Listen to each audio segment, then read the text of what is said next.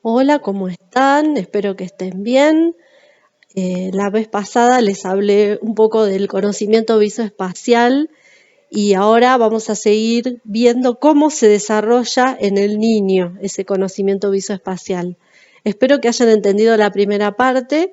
Creo que con esta segunda parte van a terminar de entender algunas cosas que no les cerraron de la primera, y si no las entienden, habrá una tercera parte. Veremos. Así que bueno, vamos a empezar. Acá tenemos una foto de la Tierra vista de la Luna, ¿sí? Este es el espacio exterior, pero es el espacio, ¿sí? Cuando hablamos de espacio, es espacio y punto. No tan fácil, ¿no? Bueno, vamos a bajar hacia la Tierra.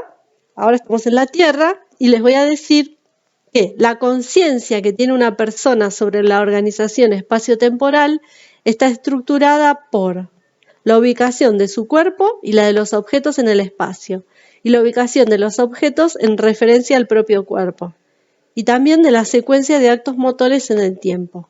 Bueno, entonces vamos a ir por parte. ¿Qué es la conciencia? Primero. Bien, la conciencia habíamos visto que estaba en la corteza cerebral. ¿Y qué es la conciencia? Bueno, es el conocimiento que tenemos sobre el medio ambiente y sobre nosotros mismos. Entonces, en este caso, es el conocimiento que tendríamos sobre algunas características del espacio, ¿sí? ¿Qué características? Bien, la ubicación de nuestro cuerpo, la ubicación de los objetos y la ubicación de los objetos en referencia al propio cuerpo. O sea, en relación a nuestro cuerpo y relacionados entre sí. Todo eso es el conocimiento visoespacial. Pero además es la secuencia de actos motores en el tiempo, ¿sí? O sea que para que existan actos motores tiene que haber una sucesión de movimientos, una sucesión de posturas, digamos. Vamos cambiando esa postura y ejecutamos un movimiento. Y eso sucede en el tiempo, se va secuenciando en el tiempo. Bueno, ¿cómo empieza todo esto? Empieza acá. Cuando el bebé, lo primero que hace, dijimos, era ver el rostro de la madre. En ese momento empieza a desarrollarse el conocimiento visoespacial. Él ve el rostro de su madre y puede ser que ese rostro se mueva, o sea, que va a haber una sucesión de movimientos. Ese rostro que se mueve va a hacer que el bebé pueda mover sus ojos y su cabeza y coordinar esos movimientos entre ojos y cabeza. Esto va a demorar en desarrollarse, o sea, lo primero que va a hacer es ver ese rostro que se le acerca, luego va a poder hacer ese seguimiento ocular. Eso va a ocurrir durante el primer año, va a terminar la maduración del seguimiento visual, pero ahí estamos empezando a seguir. Y esto lo podemos hacer por nuestros sentidos, nuestra percepción visual y nuestro sistema vestibular, con el que coordinamos los movimientos de ojos y cabeza, porque es el que nos informa dónde está ubicada nuestra cabeza y la posición de nuestros ojos. Coordina estas dos actividades, movimientos oculares y de cabeza. ¿Quién ha estudiado el desarrollo de las nociones visoespaciales en los niños con profundidad? Piaget. Piaget estudió a sus hijos y a sus sobrinos, observándolos y haciendo experimentos, y en base a eso desarrolló la teoría constructivista, que es una teoría del desarrollo de la inteligencia. Y él dividió el desarrollo en etapas.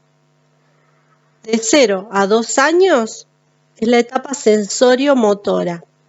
Y en esta etapa, lo principal es que el niño va adquiriendo conocimiento a través de los sentidos y a través de la conducta motora. Entonces, en esta etapa el niño empieza a conocer y a explorar el mundo a través de los sentidos y va a empezar a desarrollar sus habilidades visoespaciales. Hay algunas características de la etapa sensorio-motora que tienen mucho que ver con el desarrollo del conocimiento visoespacial, y una de ellas es la permanencia del objeto, porque en un principio el bebé no distingue entre él mismo y su madre, entre él y los objetos. Cuando los objetos dejan de estar a la vista, desaparecieron. Existen cuando él los ve, pero si deja de verlos, desaparecen. Entonces, este concepto de que un objeto que él no ve o una persona que él no ve sigue existiendo, lo va a ir adquiriendo después de los 16 meses. Y esto lo va a adquirir en etapas, por etapas, digamos. Primero, él va a ver desaparecer un objeto en base al experimento que hacía Piaget, ¿no? Él ve desaparecer un objeto abajo de una manta y si lo tiene que buscar, lo va a buscar, ahí está empezando a adquirir el concepto de permanencia, lo va a buscar justo abajo de la manta.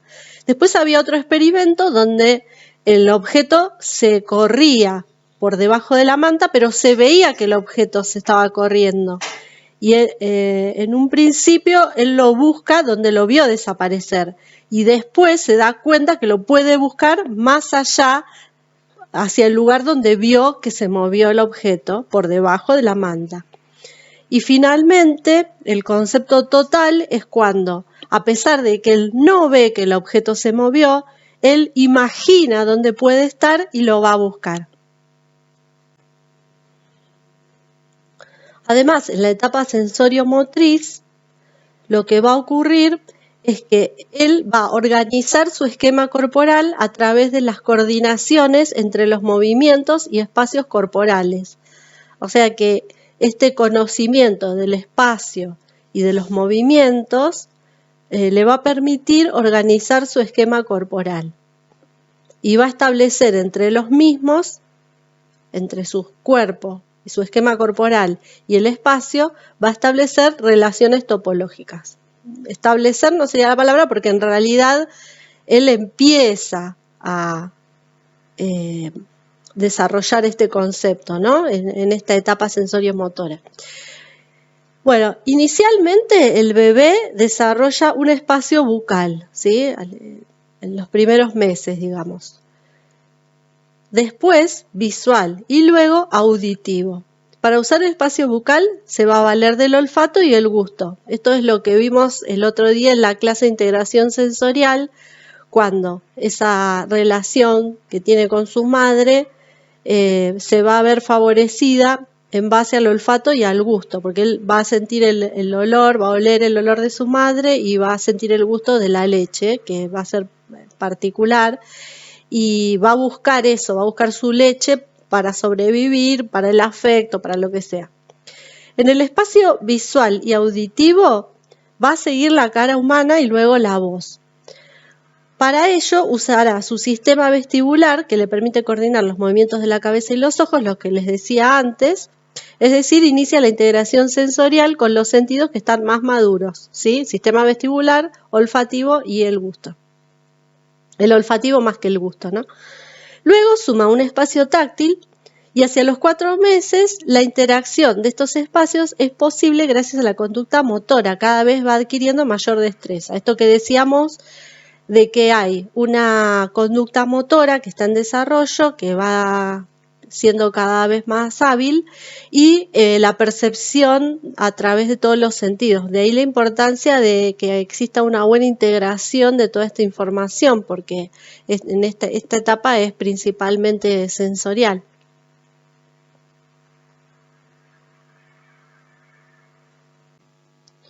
La siguiente etapa, la preoperacional, que se da entre los 2 y los 7 años, va a estar caracterizada por el pensamiento simbólico y el juego simbólico, donde el niño va a escuchar o va a ver imágenes, va a escuchar palabras o ver imágenes que le van a representar algo. Y este pensamiento simbólico cada vez va a ser más simbólico, digamos, más abstracto, Y eso se va a poder evidenciar en el juego, porque él va a jugar con juguetes simulando ser objetos o personas, objetos reales o personas reales. Por ejemplo, en la foto está el bebé jugando con el muñequito. Y a un nivel más simbólico todavía sería tomar un objeto, por ejemplo un cubo, y simular que es el inodorito con el que está jugando. O tomar un cubo y simular que es un autito. Ese sería el nivel más simbólico, digamos, que van desarrollando los bebés en esta etapa y después los niños. Bueno, en esta etapa lo que ocurre es la estructuración espacial, empieza la estructuración espacial a ser más marcada y esto tiene estrecha relación con el desarrollo del esquema corporal y la lateralidad. Así que para estructurar el espacio, primero él va a estructurar su esquema corporal y va a empezar a definir su lateralidad. En el esquema corporal se va a ver que puede ir nombrando y señalando distintas partes del cuerpo. Como verán, a los 3 años puede empezar a nombrar las partes más notables del cuerpo y después las articulaciones o cosas más chiquitas como las uñas, no sé, la frente. Y recién hacia los 5 o 6 años él puede reunir todos los elementos de la cara para nombrar la cara. Este dato es bastante notable, bastante importante, que recién a los 6 puede nombrar y señalar la carita. Y la estructuración espacial tiene estrecha relación con el desarrollo de la lateralidad.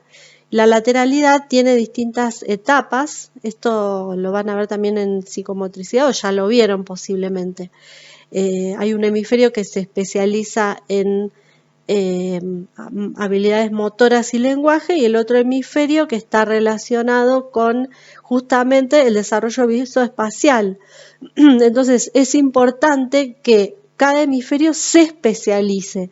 Si no están tan especializados, estas habilidades no van a estar tan desarrolladas. Entonces también es importante desarrollar las habilidades motoras de un lado del cuerpo para definir, si bien dijimos que las habilidades visoespaciales no estaban tan claramente diferenciadas como las motoras y el lenguaje, sí es necesario establecer uno de los dos hemisferios como dominante para las habilidades motoras dominantes y el lenguaje, y el otro hemisferio para la orientación visoespacial. Bueno, entonces decíamos que hay 3 etapas, que hay una que es la fase de identificación, donde él identifica las dos partes del cuerpo y las usa. Luego una fase de alternancia, donde descubre que hay ciertas actividades que las prefiere hacer con una mano que con la otra. Imagínense, no sé, tocar la guitarra, por ejemplo, abrir una canilla, bueno, eso sería con una sola mano. Hay actividades que se realizan con las dos manos y él va a preferir realizar con una mano cierta parte de la actividad y con la otra mano la otra parte. Después tenemos la fase de automatización. Bueno, acá ya se empieza a definir más la lateralidad, que no es solo el uso de la mano, sino también del pie, como al patear una pelota, el oído al hablar por teléfono y la vista. Lo que pasa es que la vista por ahí no se nota tanto, sería, por ejemplo, al mirar un microscopio, pero cuando son chiquititos es más difícil de evaluar, pero siempre hay un ojo que es más dominante. Y otra de las habilidades que empieza a desarrollar es la orientación topológica, que se integra hacia los 4 años, excepto el concepto de infinito que ocurre hacia los 6-7 años. Bueno, estas relaciones topológicas, Piaget las define como conceptos de proximidad o separación entre puntos o regiones. O sea, esta habilidad de observar la proximidad y la separación entre puntos o regiones. Por ejemplo, la separación entre los ojos o la proximidad entre distintas partes del cuerpo. Luego, el cierre de un contorno, quiere decir esta habilidad de detectar las cosas que pueden imaginarse adentro de un contorno. El orden como la relación que guarda un grupo de objetos en relación a un sistema de referencia. Estas percepciones se pueden detectar a través del dibujo, que son representaciones de estas adquisiciones topológicas, y secuencia o continuidad o discontinuidad de líneas, superficies o volúmenes. Porque el niño va a pasar de las habilidades puramente perceptivas a las representativas. ¿Cómo empieza a representar? A través del dibujo. Y a través del dibujo es que podemos observar este desarrollo. Por ejemplo, a los 3 años dibuja el monigote. No existe todavía el concepto de proximidad. Entonces dibuja imágenes yuxtapuestas donde se ve, por ejemplo, la cabeza y el tronco no está y están las piernas pegadas a la cabeza. No se respeta ese espacio del tronco. No se respeta la separación, ¿no? Hacia los 4 años la figura humana empieza a evolucionar, empiezan a aparecer los brazos, puede haber manos, le dibuja el pelo y se observa bien la separación entre los ojos, la nariz y la boca. La boca puede estar invertida con respecto a la nariz, o sea que todavía puede no haber un orden, pero hacia el final de los 4 ya empieza a separar y a ordenar lo que es la boca y la nariz. Hacia los 5 años ya tenemos la consolidación de la figura humana, ya se ven más claros los brazos, las manos. En realidad ya a los 4 años aparecían los brazos y las manos, pero empieza acá a haber diferenciación entre las personas, el tamaño y las características. Por ejemplo, acá hay una familia dibujada, el papá y la mamá son más grandes que los nenes, por ejemplo, ¿no? El tamaño ya empieza a marcar diferencias y aparecen ordenados. Los papás juntos y los nenes al lado, por ejemplo. Acá se puede apreciar en este dibujo la relación topológica de cierre o clausura, donde se ve que hay un interior que está limitado por una circunferencia en este caso, pero también puede estar limitado por un cuadrado o un triángulo. Es decir, que hacia los 6-7 años aparece este concepto de cierre o clausura, pero además el niño ya es capaz de dibujar los cuadrados o triángulos, desde los 5 aproximadamente ya los empieza a dibujar. Hay algunas características que son similares a la teoría de la Gestalt.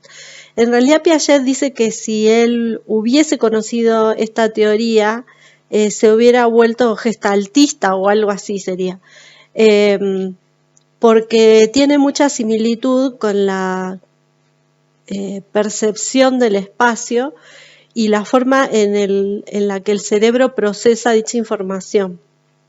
No es exactamente igual, pero tienen varios puntos en común. Si ustedes recuerdan, el cierre gestáltico era algo que el cerebro completaba cuando faltaba información. El cerebro tiende a completar la información que falta. Ese era el cierre gestáltico, era la forma en que también el cerebro completaba las sílabas cuando veíamos una palabra que parecía escrita y a la que le faltaban las sílabas. Esa habilidad que tiene el cerebro tiene ciertas características que son muy similares a las que Piaget describe en este periodo donde se desarrollan las habilidades topológicas. Y en realidad las palabras son similares porque se habla de cierre, pero en realidad es otra clase de cierre, cierre como envoltura, habla Piaget, y nosotros hablamos de cierre gestáltico como completar la información que nos falta, ¿no? Pero sin embargo él cree que por sus relatos parecería que sí, que él concuerda en ciertos aspectos con esta Gestalt. Lo que no concuerda es la forma en que la persona desarrolla esta habilidad. Porque para Piaget estas habilidades se van adquiriendo en base a construir sobre habilidades adquiridas previamente. En cambio, para la Gestalt, que quiere decir forma y cuyo axioma es el todo es más que la suma de las partes, es una habilidad innata esto de poder entender una imagen como un todo. Y vamos a ver que a no todas las personas esta habilidad les resulta tan fácil. No todas las personas van a contar con esta habilidad de forma innata y tal vez puedan desarrollarla, tal vez puedan estimularse sus cerebros de alguna manera para que puedan desarrollarla. Pero bueno, quería hablar un poquito de la Gestalt porque a mí, yo cuando leí la parte de estos conceptos topológicos me vino a la mente la Gestalt y bueno, investigando un poco veo que él la descubre después de haber desarrollado estas ideas, pero que le encontró cierta similitud a la percepción visoespacial que él había observado en los niños. Todas las teorías tienen puntos en común. A medida que vayamos viendo distintas teorías sobre cómo el cerebro procesa o cómo aprende, vamos a ver que no, si bien son distintas, muchas veces tienen varias cosas en común. Bueno, acá les puse una figura para que sus cerebros hagan el cierre gestáltico. Espero que puedan ver al perrito. En esta otra imagen que se ve una figura sobre un fondo, los niños en principio ven la figura y no ven el fondo. Esto ocurre más adelante en el desarrollo. Yo hice el experimento con mi hija de 10 años y vio la figura y no vio el fondo hasta que se lo mostré. Cuando se lo mostré lo pudo ver, pero ya tiene 10. En esta otra imagen vemos un mural hecho en base a un cuadro de Picasso, que es Guernica, que representa el bombardeo de una ciudad o de un pueblo, y nuestra mente intenta encontrar la explicación a cada una de las figuras.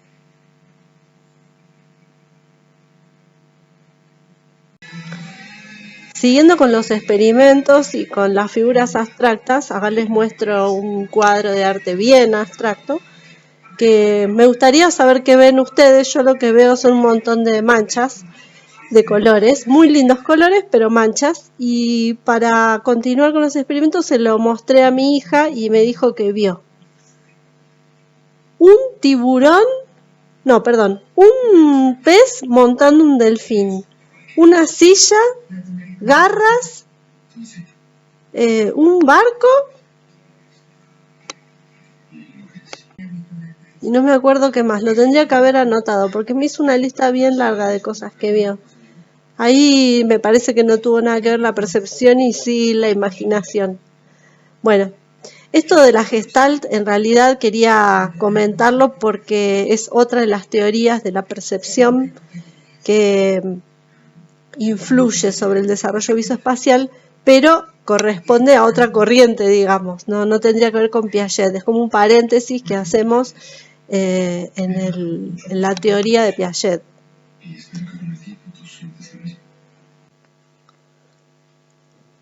Otra de las características de esta etapa preoperacional es el proceso de conservación, que también hay varios experimentos que se le pueden hacer a los niños para observar el momento en que aparece esta conservación de las cantidades, de los líquidos, de las masas, de los números. Son varios experimentos y bueno, en este caso yo les muestro un vaso pequeño, ancho, que tiene una cantidad de líquido, ¿no?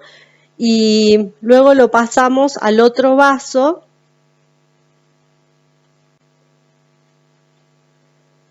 Bueno, acá se pasó al otro vaso y se volvió a llenar el mismo vaso y se comparan las cantidades. Si yo le muestro al niño que estoy pasando el líquido de un vaso al otro, pero uno es como que el nivel subió más, el niño que todavía no tiene el proceso de conservación va a decir que el vaso más alto tiene más cantidad y el que conserva la cantidad, en este caso el volumen, va a decir que tienen el mismo volumen, porque el que ya tiene desarrollado el proceso de conservación se da cuenta que no cambia la cantidad al cambiar la forma, por ejemplo.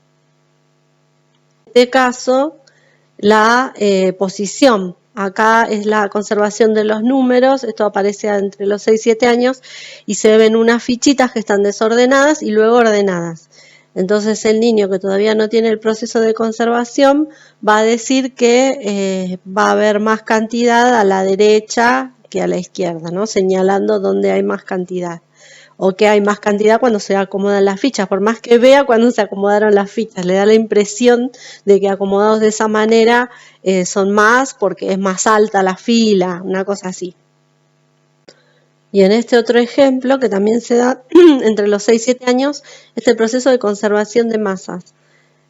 Acá se toma una bolita de plastilina y se le da una forma cilíndrica y el niño también, si ya tiene el proceso de conservación va a decir que es la misma cantidad y si no va a decir que el cilindro tiene más cantidad o pesa más, porque también se podría hablar de peso, que que la bolita. Así como antes de los 6 años no conserva las cantidades, tampoco puede conservar el espacio. Es decir, que la conservación del espacio para después poder realizar una proyección del espacio, es decir, cambiar la perspectiva desde la que se observa un objeto, va a aparecer cuando aparezca la conservación de la cantidad. O sea, van ligadas las dos representaciones, poder conservar la cantidad y poder realizar una proyección del espacio. Entonces ahí hablamos del pensamiento proyectivo o la representación proyectiva, que se da a partir de los 5 o 6 años. Empieza hacia los 3, 4 años, igual que, o 5, que la conservación, pero se termina de desarrollar hacia los 6 años, 6, 7 años, que es cuando está completamente desarrollada la representación proyectiva para después dar lugar a la otra fase del desarrollo, que es la de operaciones concretas y el otro espacio que se va a desarrollar, que es el espacio euclidiano. Este espacio proyectivo le permite establecer la representación de su espacio circundante, en donde se puede considerar ejes como adelante y atrás, izquierda o derecha, siendo ya no absolutos, sino en relación a algún otro punto de vista. O sea, lo que era derecha siempre era derecha en relación al cuerpo, ahora puede cambiar en relación a otro punto de vista. Por ejemplo, si ellos dibujaran un paisaje en perspectiva con árboles, serían, cuando los árboles están cada vez más lejos, los dibujan más pequeños, reflejando la profundidad y el alejamiento.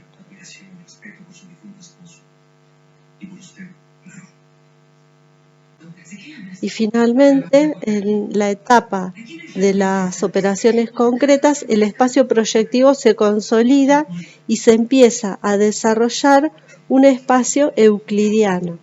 Entonces, de esta manera, el niño empieza a percibir los objetos no como algo estático, sino como objetos que pueden llegar a moverse. Y en ese caso puede describir una trayectoria, por ejemplo, del recorrido que hace un automóvil y comprender lo que significa la rotación de un cuerpo o el traslado, conservando sus propiedades.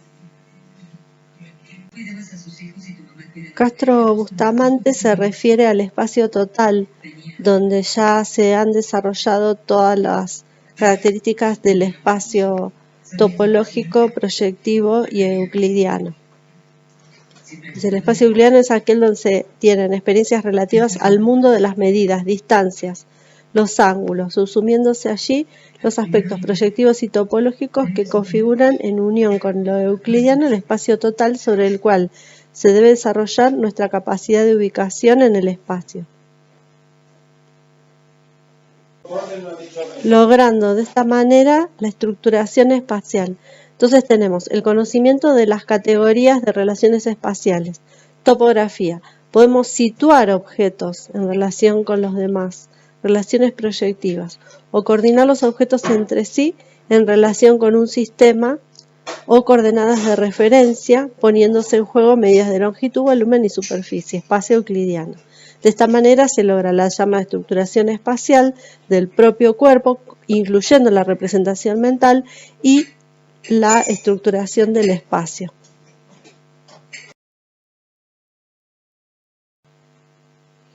En el periodo de operaciones formales, que ocurre a partir de los 12 años, lo más característico es el razonamiento hipotético deductivo para la resolución de problemas, el pensamiento abstracto, y se empieza a pensar en el propio pensamiento. Esto es la metacognición, una función ejecutiva.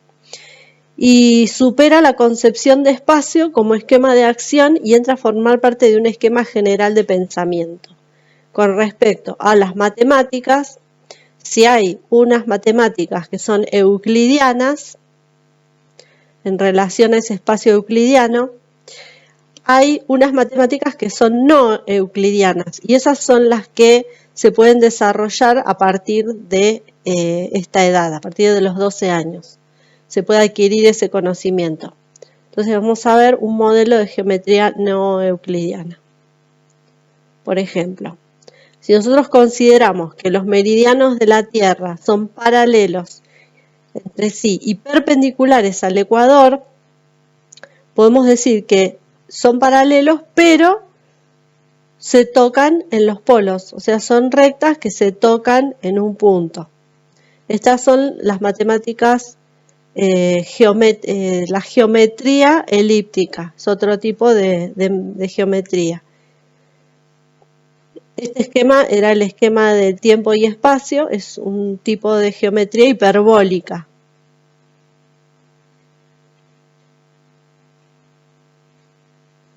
¿Y el tiempo? ¿Qué pasaba con el tiempo? Bueno, esta es una ilustración de Suiza. En el año 1938 se reunieron en una cumbre varias personalidades importantes y Piaget, que en ese momento era bastante joven, expuso todas sus investigaciones acerca del desarrollo de la inteligencia. Y aquí que quien estaba escuchándolo y se le acercó para hacerle una pregunta, el señor de pelo blanco, que le preguntó si la idea que tenemos del tiempo es primitiva o derivada de la noción de velocidad. Otra vez aparece esta historia de la velocidad. Entonces, ¿qué hizo Piaget? Escribió un libro, El desarrollo de la noción de tiempo en el niño. Entonces, ¿y el tiempo? El tiempo constituye un todo indisociable con el espacio. Es la coordinación de los movimientos, así como el espacio es la coordinación de las posiciones. Por ello, podemos decir que el tiempo es el espacio en movimiento, o sea, velocidad, o sea que la respuesta era que sí, el concepto de tiempo deriva de la noción de velocidad. Parecería que algo de eso hay. Piaget divide el concepto del tiempo en 3 etapas. ¿Cómo le gustaba dividir en etapas? Pero bueno, estas etapas tienen relación con las otras etapas, cierta relación. La primera etapa es hasta los 6 años, habla del tiempo vivido, donde no hay un concepto claro del tiempo, solamente de las experiencias vividas, y donde se produce una sincronización sensorio-motriz. Esta sincronización se relaciona con sincronizar los ritmos biológicos con los culturales. ¿Qué ritmos biológicos tenemos nosotros? Muchos. Por ejemplo, el ritmo circadiano, que es el que nos lleva a dormir durante la noche. Los bebés cuando nacen duermen en cualquier momento del día. Luego eso se va madurando, se va sincronizando y nosotros como especie dormimos de noche porque antes nosotros no teníamos formas de defendernos durante la noche o buscar alimento y lo que nos quedaba era dormir. Así que a los bebés se los va adaptando a ese ciclo circadiano que en realidad el cerebro lo va marcando de alguna manera porque durante la noche se libera una sustancia que hace que nos dé sueño y nos vayamos a dormir. Pero no solamente están estos ritmos que son diarios, hay ritmos que son que duran semanas, hay el ritmo del corazón, ¿sí? 60 latidos por minuto, son todos ritmos biológicos y que se van adaptando, digamos, a los ritmos culturales.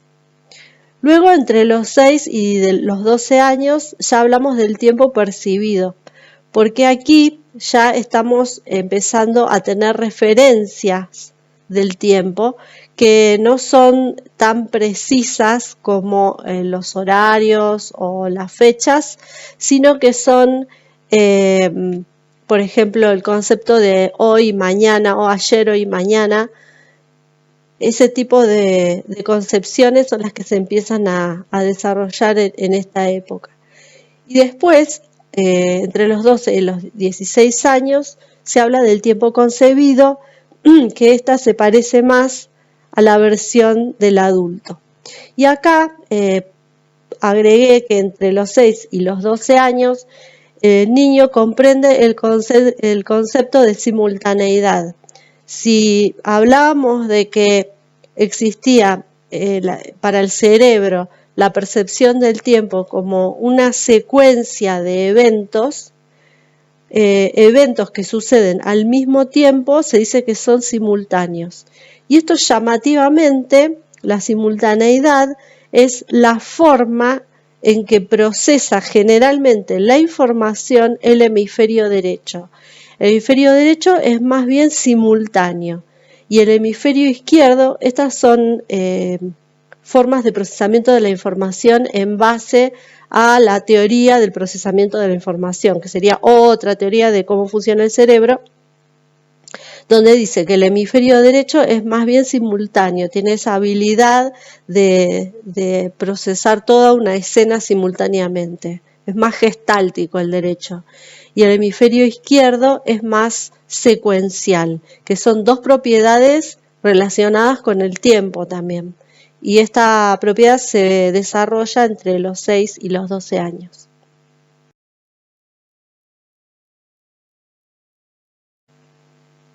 La percepción del tiempo está ligada a unos ritmos subjetivos internos y externos. En la percepción del tiempo inciden varios factores como la vista, el oído, las sensaciones propioceptivas, que van a dar origen a las nociones de duración, cadencia, sucesión, velocidad y ritmo. La percepción más significativa la da el ritmo. El ritmo rige la vida y como consecuencia rige la actividad de la persona a lo largo de la vida.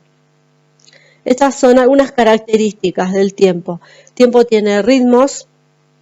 Dentro encontramos las categorías básicas de frecuencia, cantidad de veces que se repite un hecho, irregularidad, organización de un hecho en el tiempo. O sea, la frecuencia sería.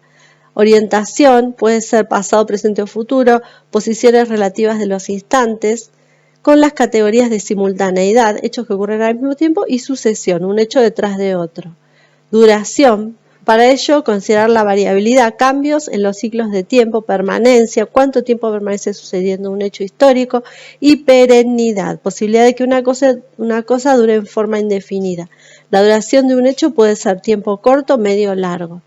Las velocidades pueden ser lentas o rápidas, las medidas de tiempo son las unidades de tiempo y el vocabulario relacionado, que esto es lo que se va adquiriendo más tardíamente, ¿no? Hacia el final de las operaciones concretas.